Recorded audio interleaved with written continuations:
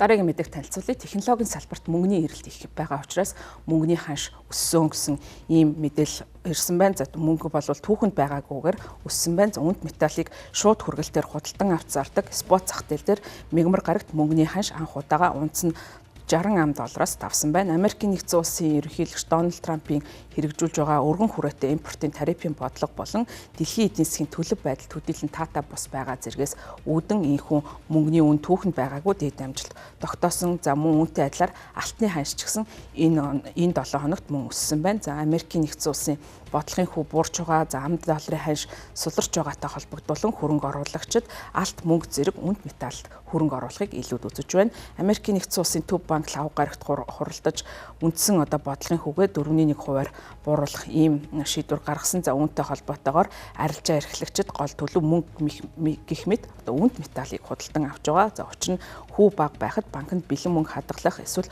богино хугацаатай бонд худалдан авах нь төдийлөн ашиг бус байдаг учраас их үнэт металлд хөрөнгө оруулдаг гэдгийг Сингапурын Nanyang технологийн их сургуулийн профессор Yew Hee Chua тайлбарлаж хэлсэн байна. За өөрөөр хэлбэл хөрөнгө оруулагчид аюулгүй хөрөнгө оруулалт гэж нэрлэгддэг үнэт металлд хөрөнгө оруулах хандлагатай байна. За аюулгүй хөрөнгө рүү шилжих хандлага нь сүүлийн саруудад алтны үн анх удаа түүхэнд байгаагүйгээр унц нь $4,000 давж шинэ дээд амжилт тогтоох бас гол шалтгаан болсон байна. Хөрөнгө оруулагч алтнаас гадна бусад хямд хувилбаруудыг хайж байгаа учраас алтны үн огцон өснө мөн мөнгөний ханшийг огцон өсгөх нөлөөллийг бий болгосон гэж OCBC банкны шинжиж Кристофер Вонг хэлж байгаа. Алтан энэ онд 50 гаруй хувиар өснө. Төв банкуд алтыг их хэмжээгээр худалдан авсантай холбоотой мөн цагаан алт палладигийн үн энэ онд бас өссөн гэж шинжээчид хэлж байна. Технологийн салбарын эрэлт нийлүүлээс давсан учраас мөнгөний ханш өссөн гэж бас мэргэжилтнүүд үзэж байгаа.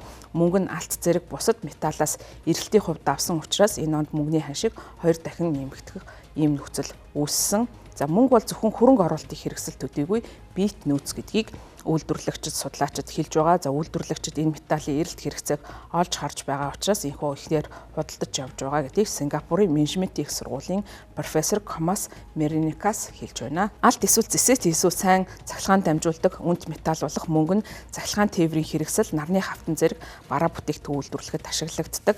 Мэргэжлүүдийн таамаглаж байгаагаар цахилгаан тээврийн хэрэгслийн борлуулалт өсөх магадaltaй байгаа нь мөнгөний эрэлтийг улам нэмэгдүүлж байгаа бол автомашины твшилтэд батарей хийхэд бүрч их энэ металл болох мөнгө шаарддаг. Гэхдээ хар туглаг, цэс, алт зэрэг бусад металлыг олборлоход мөнгийг дайвар бүтээгдэхүүн байдлаар олборлдог учраас мөнгөний нийлүүлэлтийг хурдан нэмэгдүүлэх боломжгүй гэдгийг мэргэжилтнүүд бас анхааруулж байгаа юм. Ерөнхийлөгч Дональд Трамп худалдааны бодлогын хүрээнд Америкийн нэгдсэн улсаас мөнгөнд татвар ногдуулж болзошгүй гэсэн болгоомжил дэгдсэн. За үүнтэй холбоотойгоор зах зээл бас мөнгөний үн өсөх шалтгаан болж байгаа. За тариф ногдуулж болзошгүй гэсэн энэхүү айдсаас болоод Америкийн нэгдсэн улс мөнгийг хуримтлуулах ийм бодлогыг үйлдвэрлэгчид хэрэгжүүлж байгаа. За харин дэлхийн бусад улсад бол үүнээс үүдэн хомсдол үүсэж байгаа гэдгийг мэргэжилтнүүд хэлээд байна. За Америкийн нэгдсэн улс мөнгөнийхөө 3/2 орчмыг нь бол импортлж авдаг.